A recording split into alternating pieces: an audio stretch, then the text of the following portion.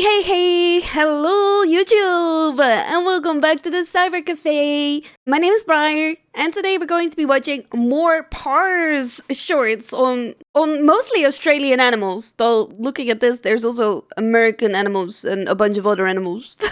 I love his shorts, let's go. There is a competition in America where they vote on the fattest bear. That's right, lads. F the Super Bowl. I'm about to introduce you to the most important American sporting event of the year, Fat Bear Week. I mean, I agree. I feel like that is more important than the Super Bowl. I love bears. Hosted by the Katmai National Park and Preserve in Alaska, every year from the 23rd to the 30th of September, the public watches as Winnie and Paddington fight it out to see who is the most absolute of units. And this year's highest calorie Kumamane has been crowned. But before that, how the f does Fat Bear Week work? Yeah, how does it work? See, the event is held in the lead up to hibernation season, while all of these bears are at the peak of their bulk. Oh, that makes sense. I mean, they do like eat a lot to get through hibernation season, so it makes sense to do it at that point because that's just when they have the most fat. Now, while it's running, the park allows the public to view live stream footage from all of their trail cams. These cameras capture all the park's brown bears, allowing us to observe Freddy's fat ass cousins like we just got a job at f***ing Fazbear Entertainment. Each bear Wait, but Fazbear Entertainment only has like 2 bears, no? The others aren't really bears. What on camera is assigned a number and occasionally a name. We, the people, then vote on the contestants day by day, pitting them against one another in a fucking single elimination tournament bracket. Bro, this is like Hunger Games for fat bears. Which bear most closely resembles a pyro commission until one bear is crowned the victor. Now, you may think this is just some silly little event, but no, over the years, there has been fucking voter fraud, a manhunt for a missing hiker, and one year, the trail cams caught one contestant beating to death and eating another bear. They're very serious about this contest, it seems. But now, to answer the question you've all been waiting for, who's the fattest? The winner of the 2025 Fat Bear Week is 32 Chunk. I mean, winning with a broken jaw. They named that f***er after the render distance you need to load in his entire body at once. I mean, dude is a chonker. Look at that. That's an absolute unit. That is an absolute unit of a bear. Yo, it's the Jesus kangaroo. As the Aussie animal guy, I feel like I might owe you an explanation for this one. That is a normal f***ing Roo. No, he is not Roosus Christ. He's not the second coming, and he's not gonna turn your water into wine. But alright, he might turn it into VB if you ask nice. But how is he running over the water then? But if that's the case, how the f*** is he stealing the Son of God's passive? Yeah. Well, the answer is f***ing sand. I don't like sand. Yeah, you see, what's far more likely than a Roo being enchanted with water walking is that he's actually running on a sandbar. That is basically just a fancy description for ocean currents piling up a shitload of sand into one place, creating an offshore segment of the water that's not much deeper than a fucking kid's pool. Now, Roos know about sandbars, and they actually very frequently use them as a shortcut to get from A to B to find more food. So, while it looks like Skippy here is stealing Jesus' entire fucking flow, he's actually on a Macca's mish. Let me get a... Okay, that makes sense. That makes sense because you wouldn't see the sandbank under the water while he's like hopping over it. So it looks like he's hopping across the water when he's just using a sandbank. That makes more sense. Yes. This is the world's oldest shark. We got a boomer. But how old actually is it? This absolute fossil over here is the Greenland shark. And this may come as a shock to you, but the Greenland shark is found in f***ing Greenland, man. And with Grandpa... The Greenland shark is coming from Greenland? That's crazy. Who would have thought? Shark here coming in at a f***ing kaiju-sized 6 meters in length and a literal f***ing ton in weight, this senior citizen probably worked with Godzilla back in his day. He's but how massive. senior is senior? Well, you might be expecting him to say something along the lines of, 100 years, maybe 150 no, way years, over. right? Try higher. No, not 200. Close, but not 300 either. Chocolate. No, the Greenland shark can live up to 500 fucking years. That's crazy. What do you mean 500 years? That is insane. I don't think you understand how old that is. So, to put it in perspective, this is Bob. Bob has just turned 500. Here is a list of things this has lived through. All 8 of King Henry's divorces, the invention of chocolate, I remember when they first invented chocolate. Shakespeare's entire lifespan, the Boston Tea Party, the signing of the Declaration of Independence and the founding of the United States, the colonization of Australia, the Industrial fucking Revolution, the invention of the light bulb and adoption of electricity, the Titanic becoming a submarine, World War I, the Great Depression, World War II, the Vietnam War, the fucking moon landing, and the invention of the internet. This is a crazy old shark. That is insane. Why is there Nivea? Oh my! Oh, he's going to crank his hog. The first episode of SpongeBob. Schlatt's crimes in 99. 2001. The invasion of Iraq. The global financial crisis. The death of Harambe. Australia catching fire. The virus. And it's still with us today to watch fucking TikTok. This is the... Okay, that's a wild ending. That was kind of unexpected. I don't think you understand just how old sharks. sharks are. We got a boomer. See, I'm not just talking individual sharks. Hammerheads, Bruce from Nemo, Jeff. Don't eat him. Jeff is a cutie. Man, I love sharks. Look at my shark necklace. Look at my shark teeth. I love sharks. Average shark lives anywhere between 20 to 80 years. Nothing all that special. I'm talking sharks as a species. Because as a concept, sharks are fucking one-tricks. They have mained this class through every single balance adjustment Earth has thrown at them. From climate change to the Ice Age to that time God decided to punt a rock at Barney the dinosaur. I mean, honestly, like, sharks are just sharks, no? Sharks are just sharks. Yeah, when it comes to prehistoric shark species, most people think of the megalodon. That big boy the size of a kaiju that was swimming around in the ocean around 26 million years ago. Which might sound like a long time, but as far as sharks go, this thing's a fucking zoomer. Go back around 250 million years to... Another thing with the vape. Oh my god. And the haircuts. Oh, you massacred my poor boy. Go back around 250 million years to the early Triassic, before the literal dinosaurs, and you'll find Helicorpion, a shark with a buzzsaw for a mouth. 250 not far back enough for you? Go back around 300 million years, and you will find Adestus. Adestus? The pog What? shark. What is that? Why is he pogging? He does look like he's pogging. Why is he pogging? Was this so he didn't have to open his mouth? Like, what's going on here? And if that is still not far back enough, you can go all the way back, right to the beginning, to the first recognizable shark, Doliotis problematicus, at 410 million years old. This one looks more like a fish, though. It doesn't necessarily look like a shark at this point. It looks more like a fish. Also, Problematicus, like, are they going to write Google Docs about him? Sharks have existed for 4 times longer than Saturn has had rings.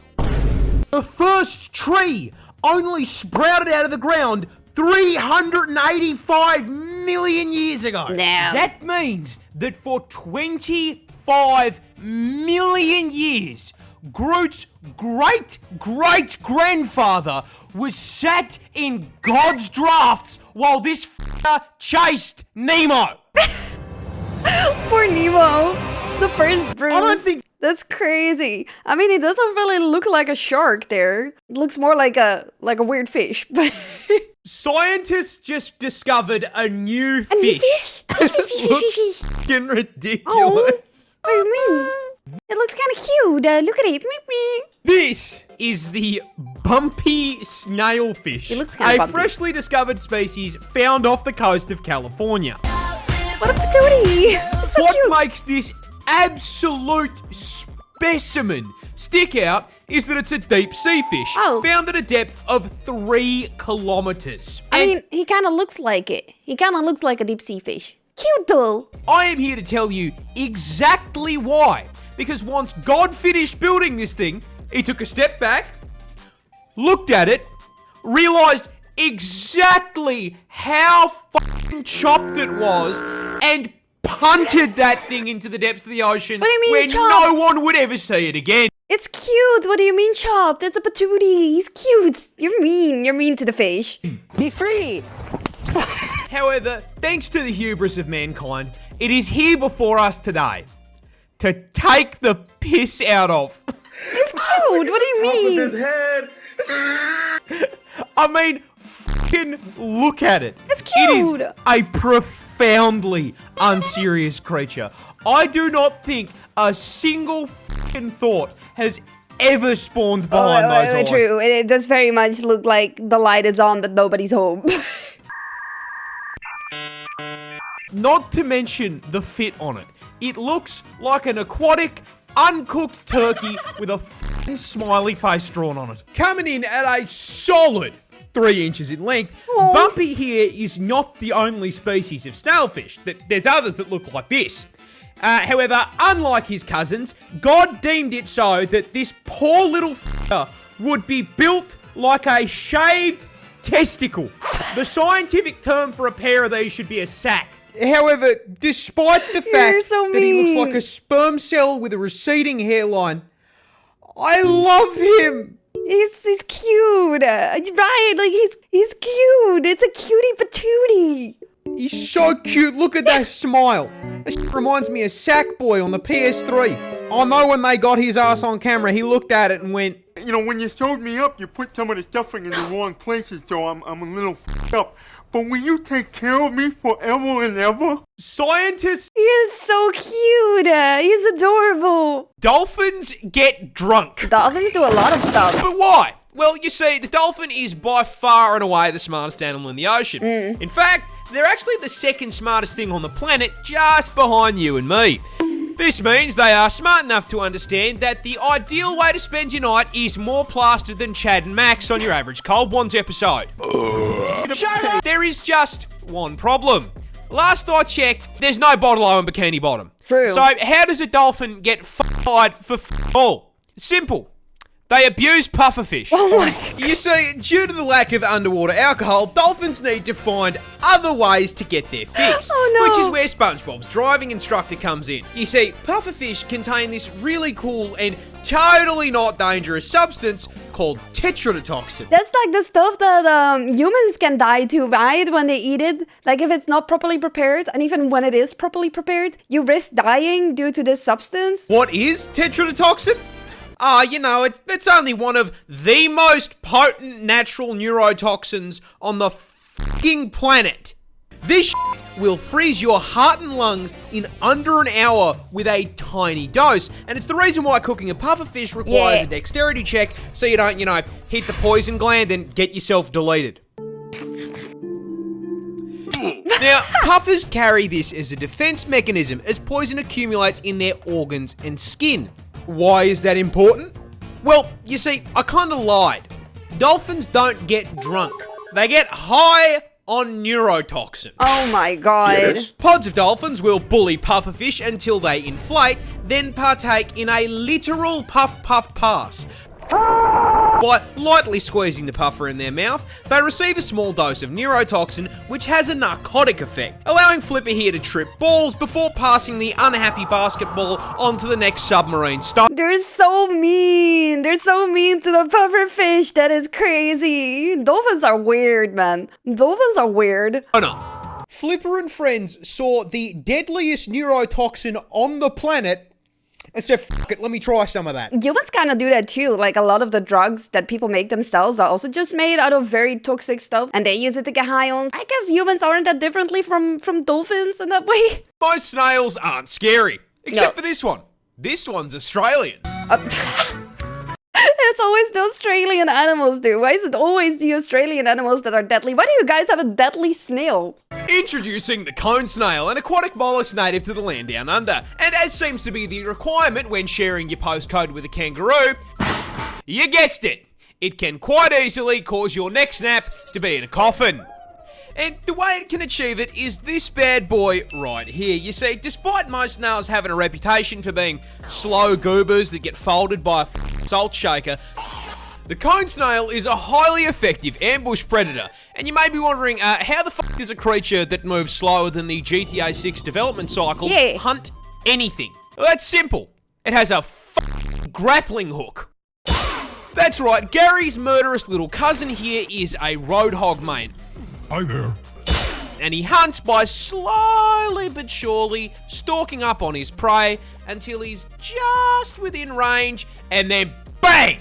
The cone snail does a quarter circle input, spitting out a toothed harpoon at 90 kilometers a hour.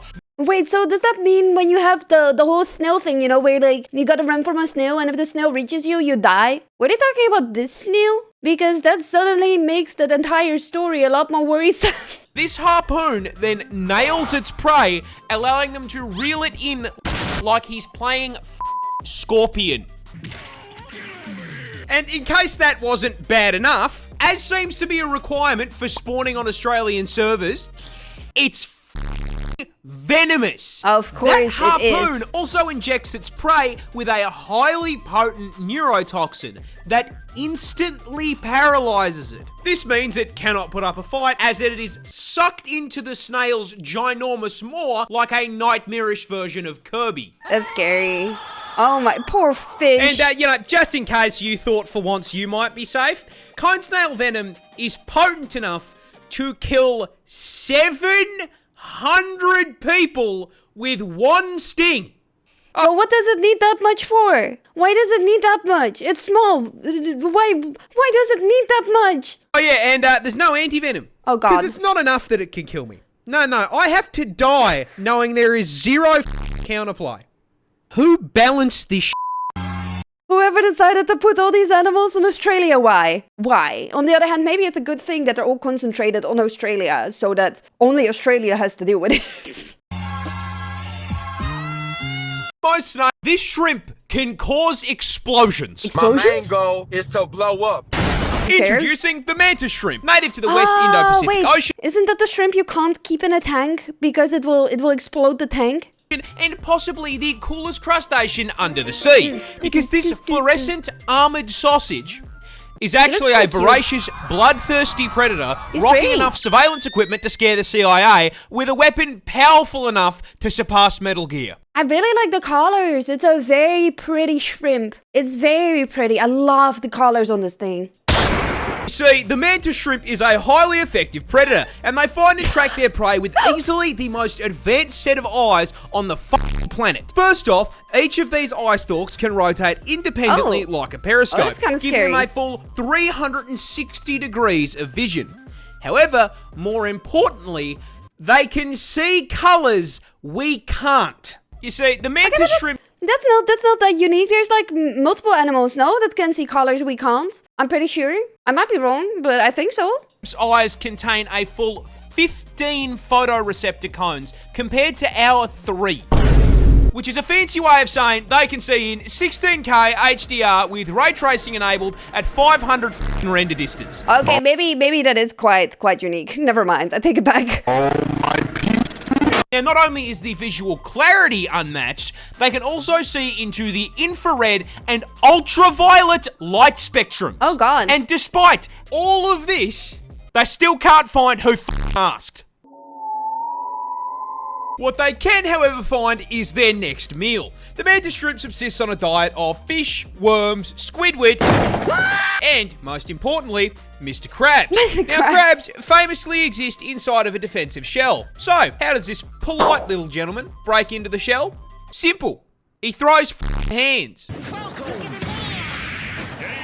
That's right, weighing in at only 90 grams and 38 centimeters in length. so The tiny. mantis shrimp has a punch that produces Actually tiny. 38 centimeters. That's pretty long. Okay, never mind. It's not very tiny. 15,000 newtons of force. Oh. That is 176 newtons per gram. So if a human was capable of that same kind of force, a right hook from someone who weighs 80 kilo would be like getting hit in the face with 6 sticks of dynamite. Oh god.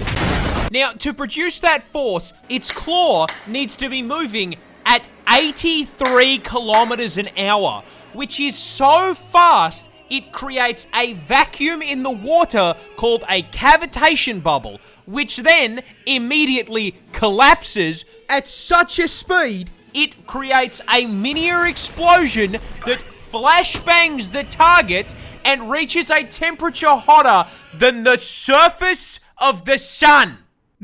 That's crazy. What do you mean? What do they need that for? Well, to get to the crabs. But that explains why they're able to break like the aquariums and stuff. Insane. Mr. Krabs is getting f***ing disintegrated. Money. This shrimp. Oh my god. Bye. Thank you for watching. And I will see you guys again tomorrow. Bye-bye.